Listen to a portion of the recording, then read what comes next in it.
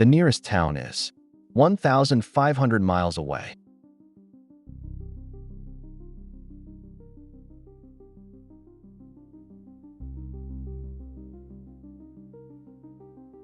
Picture the most remote place you can think of, then go further. In the middle of the South Atlantic, with 1,000 miles of open ocean in every direction, sits a single small town. It is called Edinburgh of the Seven Seas, and about 240 people live there. The nearest other humans are on Saint Helena, 1,500 miles to the north. The nearest mainland is farther still. There is no airport, and there never has been. If you want to leave, you wait for a boat, and that boat comes only a handful of times a year, a 6-day voyage each way. This is the most isolated permanent settlement on Earth. And the reason it stays this tiny is not the distance. It is stranger than that.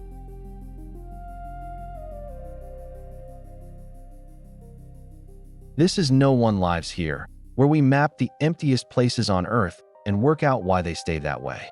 Tristan da Cunha is the extreme case, the loneliest inhabited spot on the planet. And here's the puzzle. People have lived here happily for more than 200 years. They are not trapped or dying out. The island simply cannot grow, and it never will, for 3 reasons that have nothing to do with how far away it is.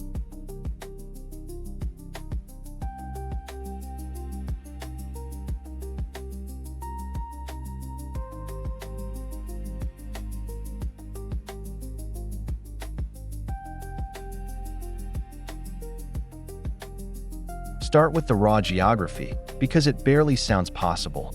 Tristan da Cunha sits in the South Atlantic, roughly halfway between South Africa and South America, and there is almost nothing around it. The nearest inhabited land is Saint Helena, about 1,500 miles to the north. That is the closest other people. The nearest continent, the tip of South Africa, is around 1,750 miles to the east. To put that in perspective, 1,500 miles is the distance from London to Moscow or from New York to Houston, except here it is 1,500 miles of empty ocean with a single town at the far end. The island itself is tiny, about 38 square miles, a rough circle of rock you could drive around in under an hour if there were roads to drive on. There is one settlement, on the only patch of flat coast the island has. Everywhere else the land rises straight out of the sea into cliffs. Because it is so far from any shipping lane, no plane flies over it, no ferry service runs to it, and no cruise ship reliably stops. The only way in or out is a boat chartered from Cape Town, a voyage of about 6 days each way, and those boats sail only a handful of times a year. Miss the season, and you wait months. This is not a place you pass through. It is a place at the very end of every map.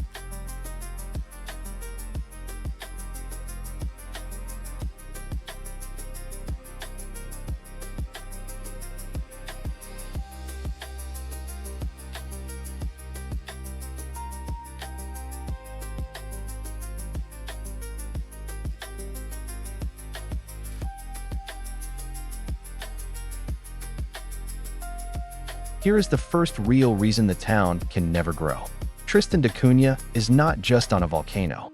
The entire island is a volcano, a single cone pushed up from the sea floor, rising to a summit called Queen Mary's Peak, 6,760 feet above the waves. And it is not extinct.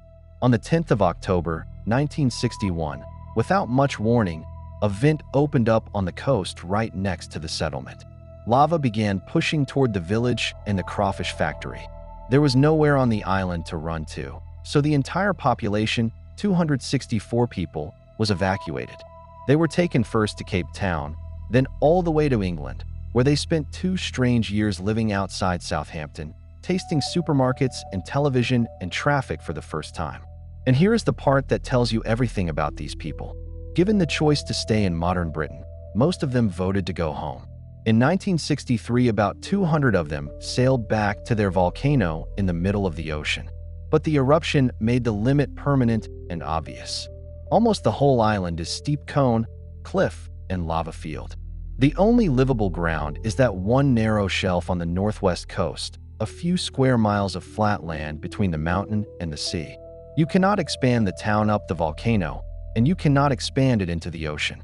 The geology drew the boundary, and the boundary does not move.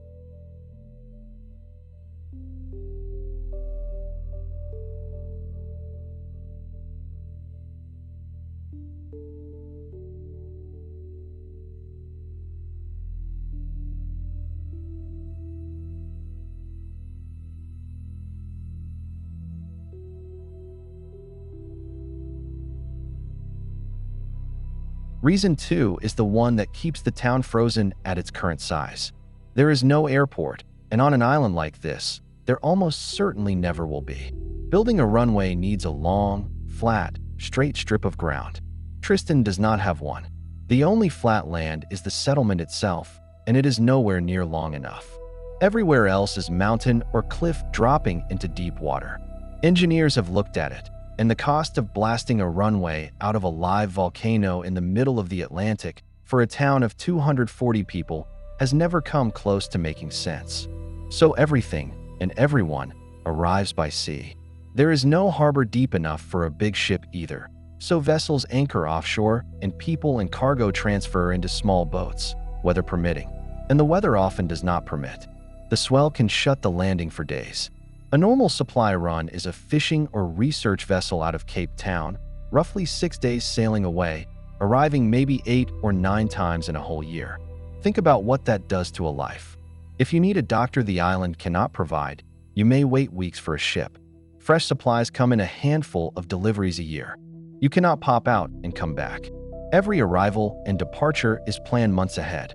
A place that hard to reach cannot casually gain residents. Population growth here is not slow. It is physically capped by how rarely a boat can come.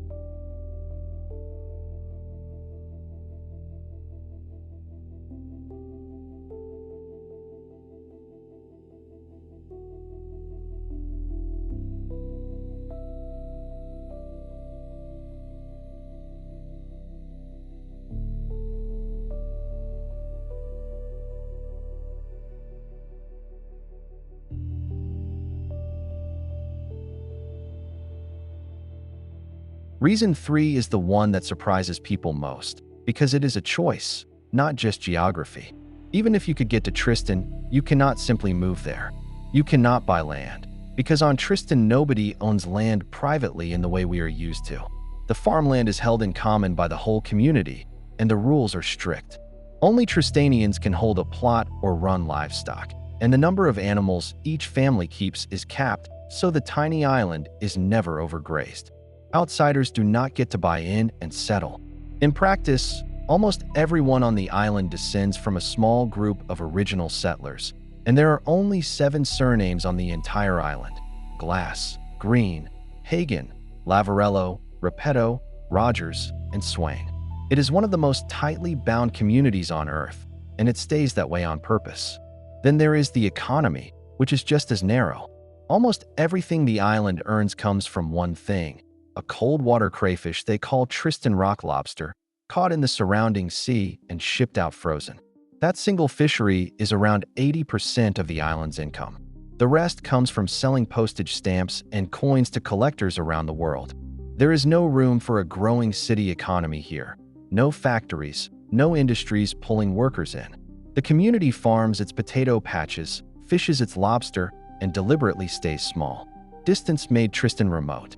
But it is the volcano, the missing runway, and a closed, shared way of life that keep it from ever becoming anything more than a village.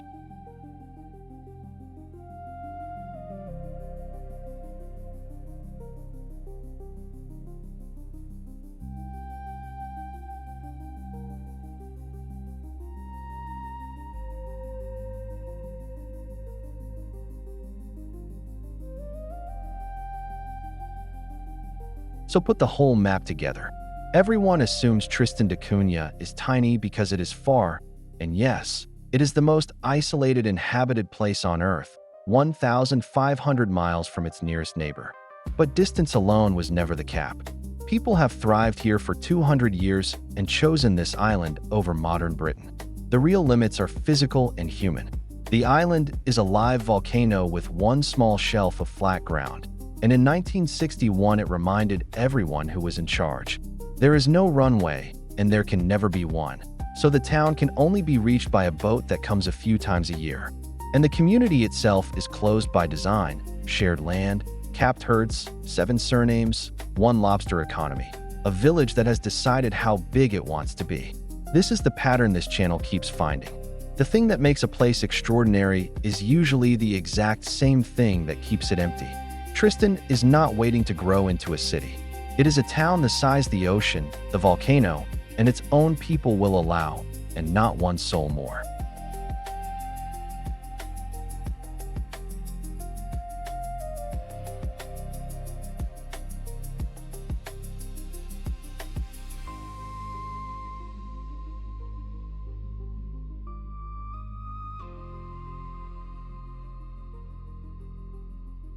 This is No One Lives Here, where we map the emptiest places on Earth and the reasons they stay that way. Next file, Greenland, an island the size of a continent, holding fewer people than a small town. And just like Alaska, the ice is not the reason. Subscribe, and we will see you on the next map.